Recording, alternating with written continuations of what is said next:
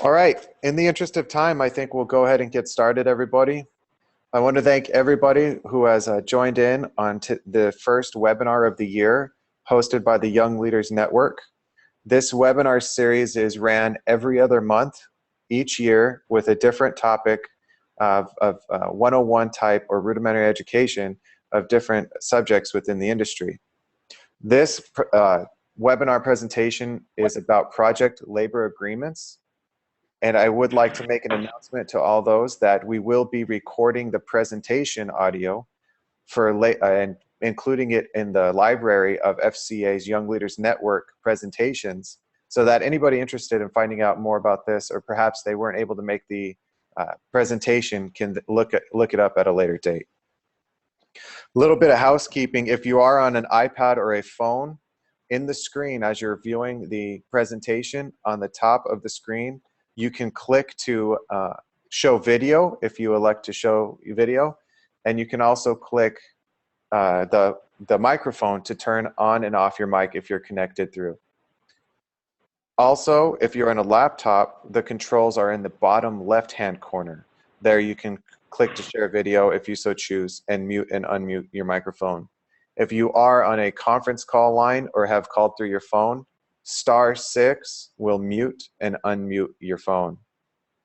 With that, I would like to introduce our presenters today. Steve Burton is legal counsel for FCA International with Phil Harbor Larson, an excellent resident expert on project labor agreements. And we also have Mr. Kevin LaRue, previous administrator of the LMCI in Central Region, Vice President in Canada Region for FCA International, who has a lot of labor management experience. And we also have on the phone Penny Eads, chairperson of the Young Leaders Network Committee. And I would like to ask Penny if you had any welcoming comments to go ahead and welcome the audience. I do. Thank you, Nick. Thank you, everyone who is taking time today to join our webinar. We hope that you find some new information or just some really good reminders of maybe information you already knew. Nick has pretty much covered everything, so let's just go ahead and get this rolling, and go ahead and take it away, Steve. All right. Thanks very much, Penny. Nick, maybe we could advance to the first slide to talk about our topic of project labor agreements and start out with a question: just what are they? And to take it from a very basic level, they are a collective bargaining agreement, much like any other collective bargaining agreement in the construction industry. They are enforceable as a collective bargaining agreement. They have the same legal status as any other collective bargaining agreement. The one thing that differentiates them, however, and a manner in which they're very different from your typical labor agreement, is unlike the typical contract where you as an employer or an association sign a collective bargaining agreement with one craft, a project labor agreement will typically be between some entity and many crafts in the construction industry. Typically, the Building Trades Council for the area in which the project is underway will negotiate on behalf of over a dozen unions, all of those that are anticipated to do work at the site. So you end up with a collective bargaining agreement, typically between a general contractor or somebody of a similar capacity, and literally dozens of unions at times that may be performing work at a project. The reason why the agreement is typically negotiated through a Building Trades Council is obvious. They speak on behalf of all of their constituent members, they represent them in negotiations, and they serve the role as being their bargaining representative. The reason why the agreement is typically between that council and a general counsel, or a general contractor rather, is for a legal reason. That general contractor probably has a bargaining relationship with those unions, and that's an indispensable requirement for that agreement being enforceable. If I, as a private building owner, were to enter into a project labor agreement with a Building Trades Council, there may be some issues of enforceability because typically I employ no one in the building trades industry, whereas a general contractor oftentimes does. Another thing that is a defining characteristic of a project labor agreement is that they are limited in scope and duration to a particular project. Now that stands in contrast to the typical agreement that your association will negotiate with your labor partner. Typically, that agreement will cover all construction work in a given geographic area, and it will have typically 2 or 3 years duration. A project labor agreement, in contrast, is one that governs work only performed at a particular site, and typically the effectiveness of that agreement will be limited to the duration of that project. The moment that work at that project is completed, the legal effect of the contract essentially comes to an end. The next point, and this one is particularly critical from a contractor perspective, and that is that a project labor agreement will generally supersede any other collective bargaining agreement to which the contractor may be signatory. That's exceedingly important because, as we'll talk about a little bit later, one of the advantages of a project labor agreement from the perspective of a contractor is that it will harmonize and have uniform provisions like breaks, travel pay, and things like that. Since there is presumptively a departure when you have those harmonious terms between all crafts, there is going to be a very predictable departure from the terms of each craft's collective bargaining agreement that are negotiated with individual contractors. So it is absolutely essential that that project labor agreement supersede the contrary contract provisions. Otherwise, contractors could be in the situation where if they're signatory to the local building trades agreement, but they also happen to perform work under a project labor agreement, they could theoretically be grieved for not complying with one of the two contracts unless one of those collective bargaining agreements very clearly prevailed. Now, one of the things that Nick included into the agenda was the issue of how project labor agreements dovetail or exist in the context of national maintenance agreements and the like. And typically, most project labor agreements will specify that national maintenance agreement provisions are not applicable to work at the project. And most national maintenance agreements provide that its provision will trump any contrary local collective bargaining agreement. The other thing I would throw in there is generally, in order to use a national maintenance agreement, you have to give notice of your intention to do so and get approval from the policy committee for its use at a particular site. Generally, that's not going to be given to you for work on a project labor agreement because the intention is that that agreement usually not be available. Now, here's one point that I need to make to all of you. It's really essential that before you perform work under a project labor agreement, you check out all of those issues because, as I mentioned, you don't want to be potentially being subject to grievances filed under dissimilar collective bargaining agreements. The last point I'd like to make, I think we tend to view project labor agreements as something that are of recent origin. They have certainly become more prevalent in recent years. But the fact of the matter is that PLAs run way back to the 1930s. There were large government projects that were done for the Works Progress Administration that in fact utilized project labor agreements for a multitude of reasons. So that's kind of a definition of what a project labor agreement is. Nick, maybe we could flip to the next slide and talk about what is their legal status. Those of you who work in the construction industry, which is probably everybody on this call, not necessarily so, but likely, one of the things you need to be aware of is that if you're an employer in the building and construction industry, you're given a fairly unique right. And that right is that you can go out and enter into a collective bargaining agreement with a union without any showing whatsoever that the union actually represents your employees. In fact, you could sign a collective bargaining agreement with a union even if your employees did not wish you to do so. You're given that right for a multitude of reasons under a section of the Labor Act called Section 8F. And in that sense, a project labor agreement is an 8F agreement. It is one that you can enter into with the union at any time. You don't need a showing that the union represents any of the people. And a project labor agreement will be enforceable just like any other 8F pre-hire agreement. From a legal perspective, some other things are notable. As the slide indicates, the states and the federal government can certainly use project labor agreements. When the Boston Harbor project first evolved, the Harbor Commission entered into a project labor agreement with the building trades for work at that project, which is going to be very long in duration and very complicated. That project labor agreement was immediately attacked by ABC and a variety of non-union construction companies.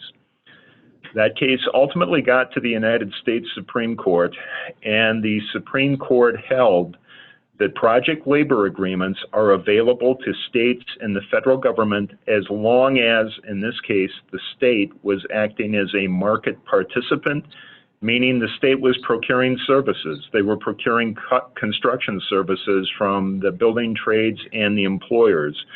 And as long as that's the role of the state, as a market participant, a purchaser of construction services, it was completely appropriate for the state to enter into or to utilize a project labor agreement on that particular project. If the state attempted to regulate, in contrast, by passing statutes, for example, that regulated the terms, conditions of employment and relationships between employees, unions, and an employer, that would generally be preempted. So the Supreme Court drew a pretty fine distinction and said that when a state uses a project labor agreement, they're not trying to regulate anything. They're just simply acting like any other user of construction services, and that's appropriate. At the current time, there is something in place called Executive Order 13502 that was signed by the President several years ago. And that particular executive order encourages federal government agencies that are involved in significant construction projects. And in this case, that means where the total project is $25 million or more. That executive order encourages those government agencies to use project labor agreements. It doesn't make them mandatory. It suggests that the agency consider their use on a case-by-case basis. But most certainly the implication is it's okay if the agency decides to do so. Now, one of the things that Nick raised as an issue in the agenda was how does this dovetail with things like the Davis-Bacon Act, the Prevailing Wage Act, which governs federally financed construction projects. The fact of the matter is the law governing project labor agreements and the Davis-Bacon Act itself are really two separate things. You can certainly have a government project where a project labor agreement is in place, and it is very likely that that government project will also be subject to the Davis-Bacon laws. So what you have is Davis-Bacon mandating that everybody working on that project be paid the prevailing rate. You can have that coextensive with a project labor agreement. The project labor agreement would typically provide that at least the prevailing rate be paid, or if the craft rates are higher, then the craft rates would prevail. But the fact is, you may have a situation that is both covered by a project labor agreement and also covered by the Davis-Bacon Act. The reverse is not true. You may very well have a federally financed construction project that is subject to Davis-Bacon where people have to pay the prevailing rate, but there may not be a project labor agreement on that, and that's entirely possible.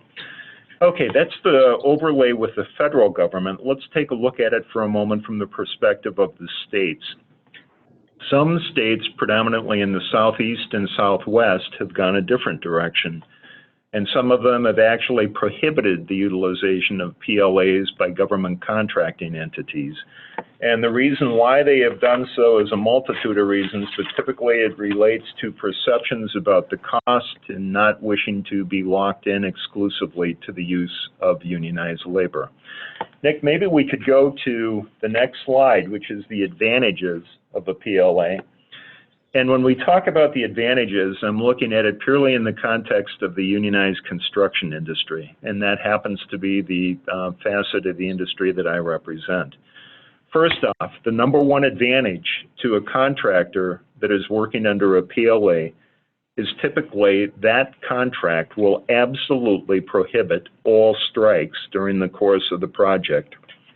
And that includes even the situation where the collective bargaining agreement for that geographic area expires while the project is underway. Contractors that are signatory only to the regular building trades collective bargaining agreement may face a strike. That is not true with respect to those folks performing work under the typical project labor agreement, because that PLA will say that the project must be manned even though the local building trades agreement may be up for renegotiation and in the midst of a strike. Second advantage, when we talk systemically from the standpoint of unionized construction, PLA, frankly, is an assurance that that job is going to go 100% union. And quite frankly, unfortunately, nowadays, that's probably the only way we can have that assurance, because there is so much non-union competition out there.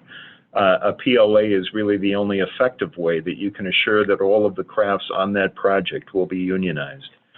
The third point, and this is really critical for contractors that are signatory to collective bargaining agreements with two different crafts.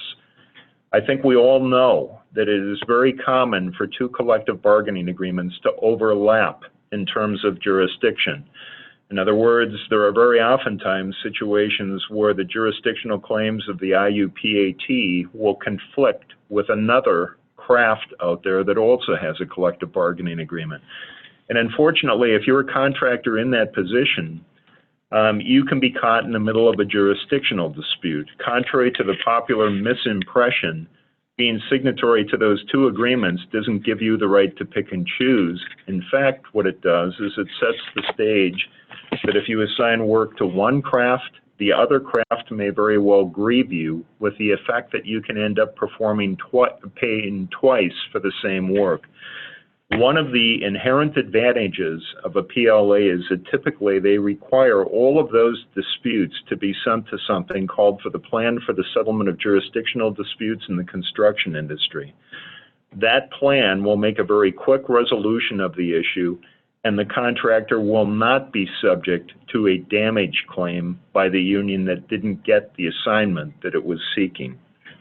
Next point. PLAs very oftentimes enhance the efficiency of work performed on the project by eliminating things like work rules that at times may be counterproductive to competitiveness. There may be limitations or elimination of premium pay and travel pay. The last point, and this one is really critical when you stop to think about it, if you have 15 different crafts working on a site at the same time, it's really important that their shift times and their holidays in particular and work rules be aligned, that they be pretty much identical. You certainly don't want the situation where some crafts observe a holiday that is observed by no one else, because it can have an obvious impact on performance of work on the project.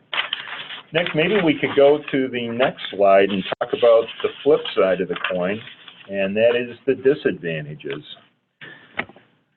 Many collective bargaining agreements in the construction industry have a referral system. In other words, the way that you as a contractor obtain your employees. And some go so far as to have an exclusive hiring hall from which you must get all of your employees. Well, some areas do not have them. The contractors can secure their workforce from essentially anywhere that they choose to. PLAs may be different from that. They very typically obligate the contractor to get all of its employees through the hall at the appropriate craft union. The other thing, and this is listed as a disadvantage, and it may strike you as curious because I just mentioned to you that it usually is an advantage, and that is the Plan for the Settlement of Jurisdictional Disputes.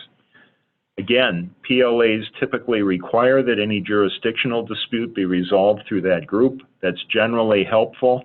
But if you are a contractor signatory to one craft only, it may not be helpful, because if you perform work at that project labor agreement, There may be a craft that you're not even assigned to that is just demanding that that work be assigned to it, and you may end up in a proceeding before the impartial plan, and there may be a directive that the work go to a craft that you have not had any previous experience with. Last couple points here, and these are significant. There is no question that large PLAs have the potential to significantly distort the market for labor services in a particular area. And one I will point to is Albany, New York. Several years ago, there was a chip plant under construction in that area that was covered by a PLA, and it was a tremendous drain on manpower in terms of construction employees for that area. What it had the effect of doing was essentially consuming every available employee in the building trades for work on that project. But unfortunately, very few of the local contractors had the ability to bid that job. So they saw momentarily 150% employment of the local area. Wage rates went up dramatically because of the leverage that the unions then had. And the contractors in the local area, perversely, were not able to attain much of the work that was being performed on that project because they lacked bonding capacity and the like. So there can be a distortion of the situation in terms of your normal collective bargaining negotiations. The next point is directly related to that, and it's the impact on the contract ratification process. Keep in mind that the people working on a PLA will not be able to and will not suffer the prospect of a strike if local building trades negotiations deadlock. What that sometimes results in is that when local contractors are attempting to negotiate a new agreement and it goes back to ratification by the membership, the guys working on a PLA vote down whatever is offered up. With the idea that, hey, we're in a position where we're not going to have to strike, go back and get more. And there certainly have been instances where I've heard anecdotally that that's been the situation. Last point, particularly with respect to PLAs by the federal government, they don't require that a company be unionized before it bids on the project. That company can bid, and if its bid is accepted, then and only then will it become unionized, but only in terms of work performed at the PLA and only until work under the PLA is wrapped up. A lot of union contractors express concern that what this has the effect of doing is momentarily elevating that non-union contractor to their same status, making them equally able to bid for work on that project, even though that non-union contractor has done nothing for many years to support the industry by contributions to JATCs and the like. Nick, maybe we could go to the very last slide, and I could just conclude with some comments on what to look out for. And here's one thing I really want to stress to everybody on this call. These things are not generic. Project labor agreements vary from one geographic area to another by a tremendous amount. It is really important that you read that thing carefully and understand thoroughly how it's going to operate and what the commitments and obligations you will incur will play out, because if you don't, you can find yourself in some really unpleasant situations. As you're reviewing a PLA, there's just a couple things that I would suggest you look for. First off, some PLAs specifically provide that the business manager can rotate people through the project that is covered by the PLA. Generally, you don't want that. That is a method of keeping the chronically underemployed or unemployed individuals in the local area employed for a time being. If you get a stable work crew working under a PLA, you'd like to keep it there. And for that reason, you should generally try and avoid a provision that allows rotation. Other thing I'll mention to you is project labor agreements usually prohibit strikes and picketing. Very seldom do they go so far as to say that they also prohibit any interruption of work whatsoever during the course of the PLA. That may be important. I won't bore you with all of the reasons, but the National Labor Relations Board has significantly narrowed what constitutes picketing activity You want to make certain that no matter what happens, that there will be no interruption of work on that PLA at all. Last couple points. PLAs typically allow the crafts to designate stewards to be on the PLA itself, and the PLA may have language governing when you lay that steward off, and it may be very dissimilar from what you encounter in your local building trades agreement. They range from simply prohibiting you from discriminating against the steward, which is not very hard to comply with at all. They may also provide that the steward can only be laid off for just cause. It may provide that the steward is the last person to be laid off if the steward is qualified to perform the work. It may actually unqualifiedly say that the steward will be the last person in that craft laid off, period. My only point is, know what you're getting into before you become bound to that PLA, because your obligations may differ substantially. Last point, there is an awful lot of dissimilarity in the United States in terms of the inclusion of lower level supervisors in the collective bargaining unit. Some areas have foremen who direct work that are not part of the bargaining unit. Other areas have those individuals included in the unit. Make sure you understand what your PLA provides with respect to that issue, because if you're counting on your non-union foreman to be directing work, you may have the unpleasant realization when you show up to do work at the project that that individual needs to establish union membership and the like, and it may have some implications for you. Nick, those are my thoughts, and I'd be very happy to turn it back to all of you folks. Yeah, I do want to say there's probably a lot of people who've signed in through the phone call. So if you do have a question, or I'd welcome any comments of people who have experience with PLAs through their area. When you do, just say your name and maybe what region of the country you're in so we can get an idea of some examples. So with that, I'd like to open it up to any questions or comments or stories. Nick, it's Kevin here. I thought I would just maybe kind of elaborate a couple things on some of the slides that Steve presented. I probably won't be as polished as Steve is, but I'll kind of give some of my experience with the PLAs throughout my years.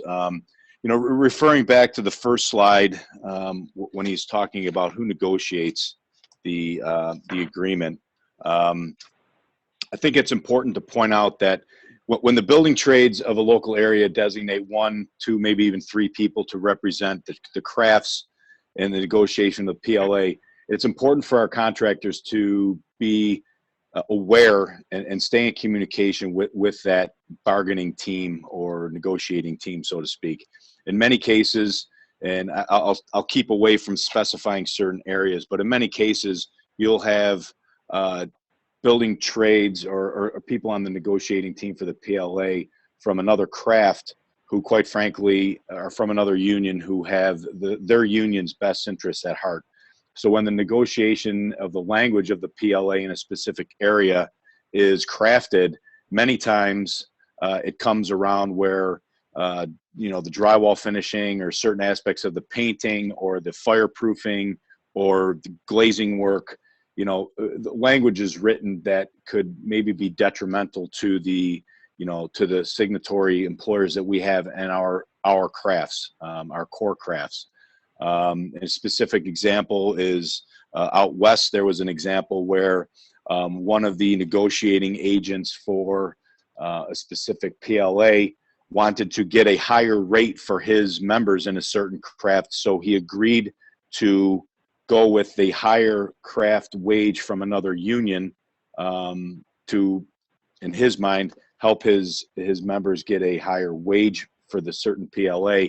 And what ended up happening was when it came down to review in a jurisdictional dispute, those wages went directly back to the other craft, other union, and the IUPA team members lost the ability to work on that project because it had specified another craft as the designated wage package, and therefore they lost the jurisdictional. So I think it's in many cases in the areas that our employers are from, the business manager of the union is either involved or an ancillary involvement of the negotiation of the PLA. Sometimes they're right in it, and then even in some cases they are the ones actually doing the negotiating, and in those cases that's good. but it's very important to keep in communication or stay on top of the way that this language is defined or refined as it's developed for certain PLAs, because, like I said, in some cases, other unions will take that opportunity to encroach on the jurisdictions of the IUPAT signatory employers. So I think that that's something to just keep aware of in the back of your mind. I know obviously business owners have a million things going on and they can't, devote every single moment to these kind of things, but it is something to stay in communication when these things are going on. It is vital to the success and, long-term success of a company when they're getting the awards of the PLAs. So that's one point. If you allow me to go on to another couple on I think I wrote down slide 3. That just again reverts back to the jurisdictional issues. It is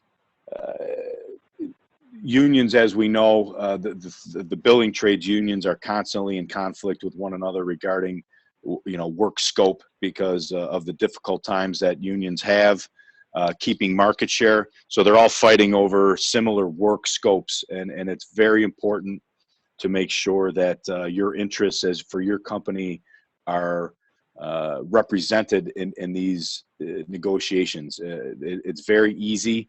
Maybe easy is the wrong word, but it happens very frequently where our crafts tend to get pushed to the outside by the carpenters, sometimes the iron workers, laborers in certain cases, because they have other, job responsibilities or work scope language that's already in the PLA. So there's a tendency at times to award some of the work to, just using the carpenters as an example, they'll award the drywall finishing to the carpenter instead of, to the IUPAT contractor who might be doing the painting and also has crews that do the finishing work.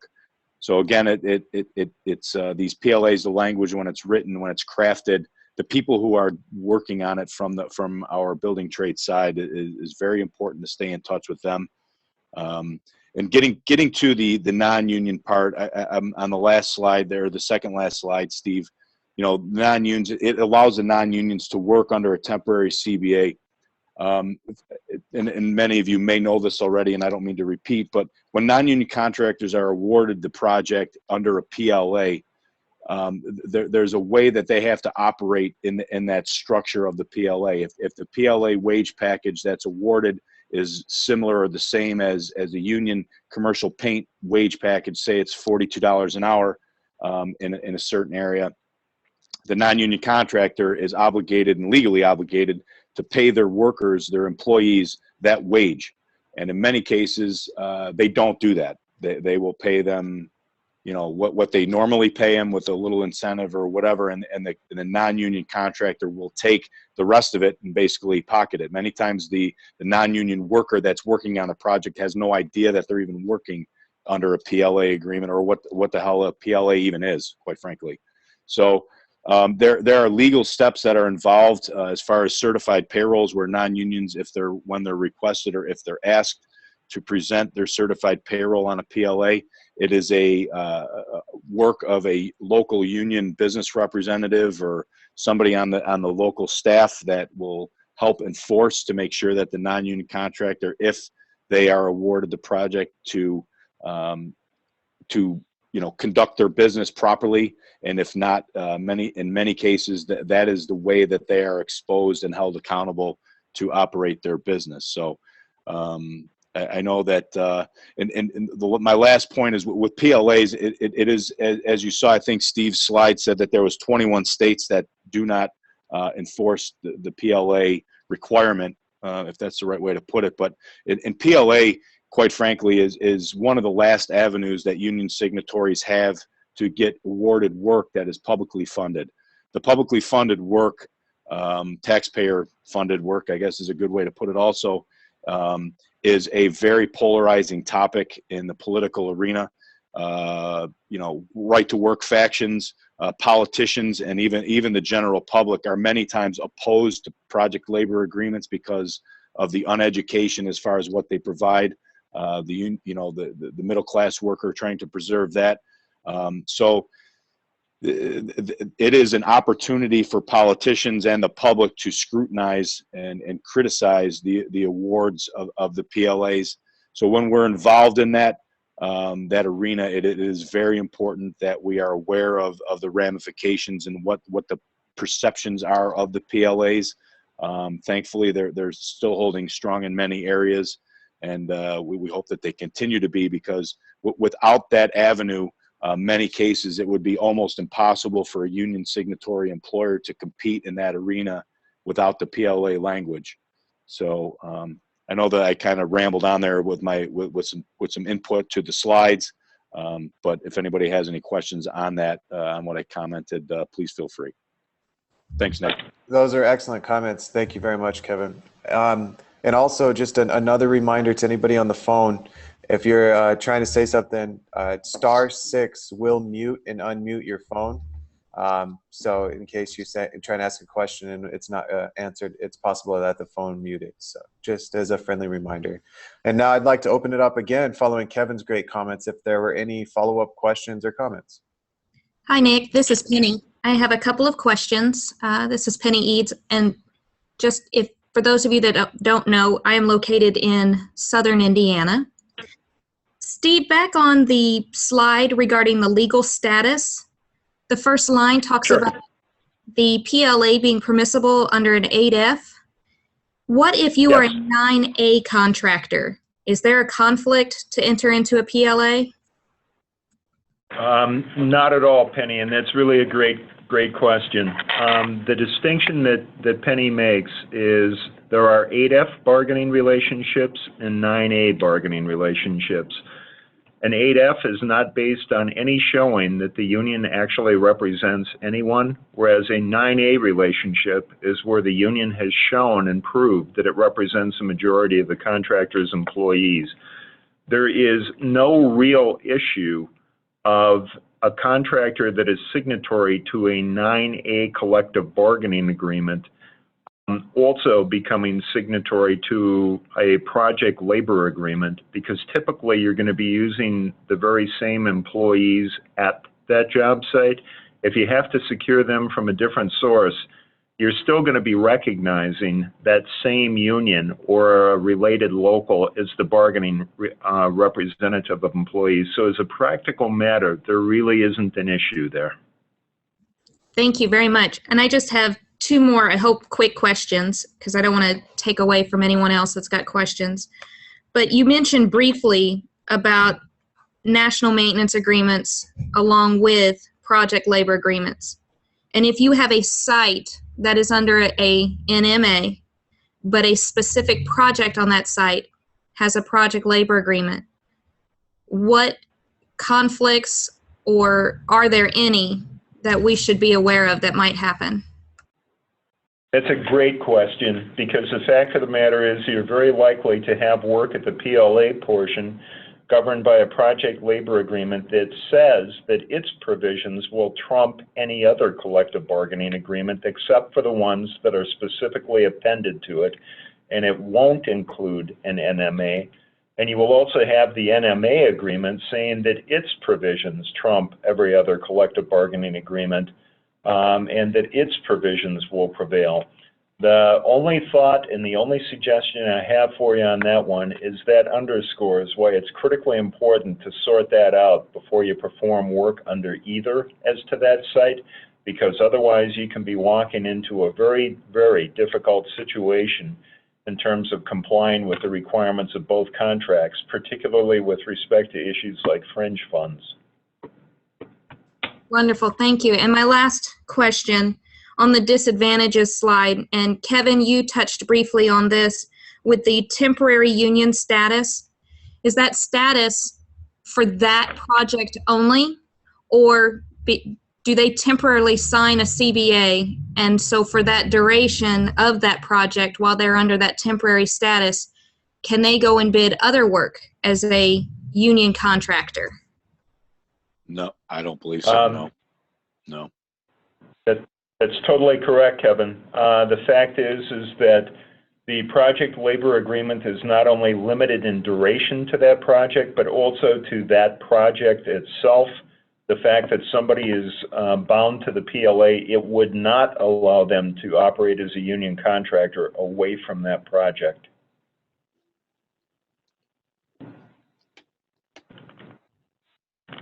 Can you just, we went through it really quickly, but can you please redefine what an NMA is, just for anybody who may have jumped on?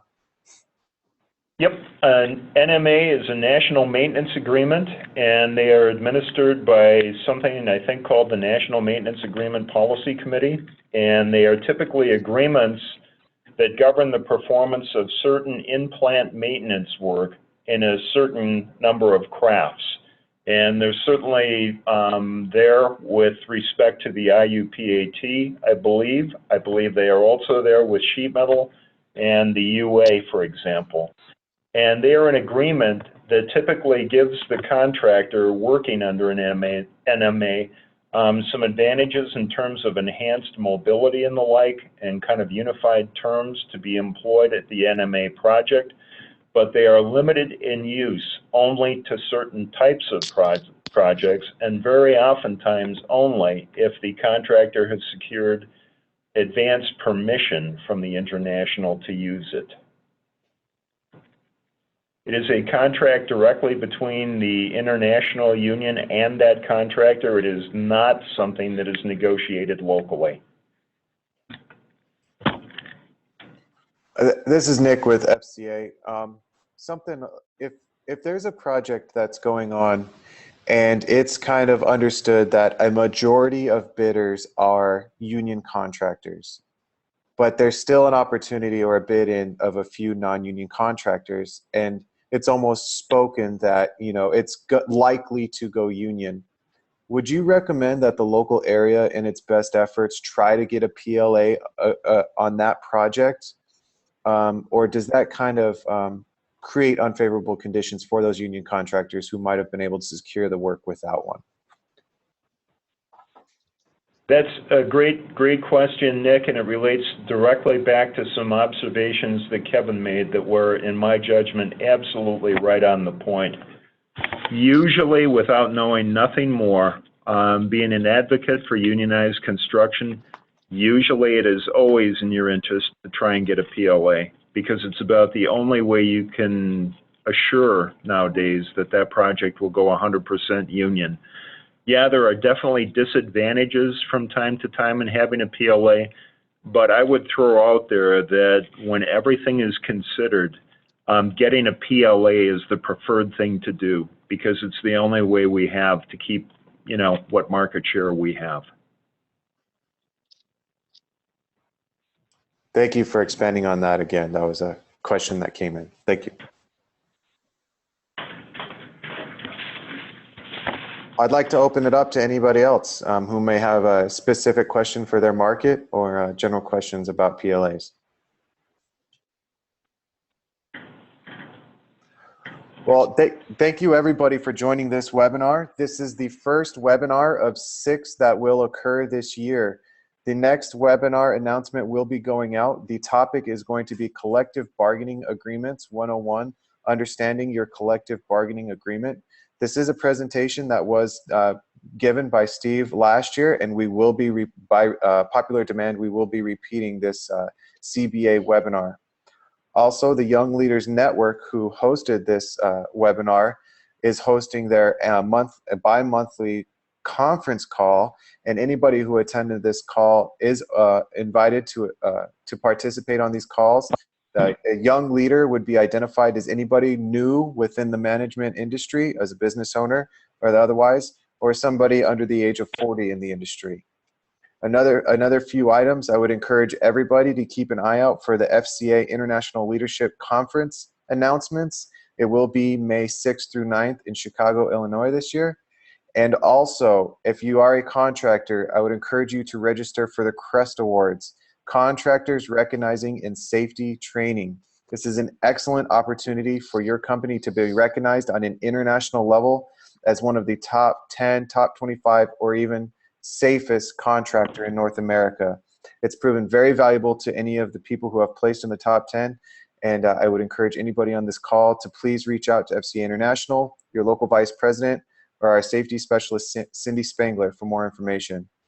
With that, I would like to leave last-minute questions open, and thank you, everybody, for your time on this call. All right, hearing none. Have a great day, everybody. Thank you very much. Thank you, everyone, for participating. Thanks, everyone. Bye-bye.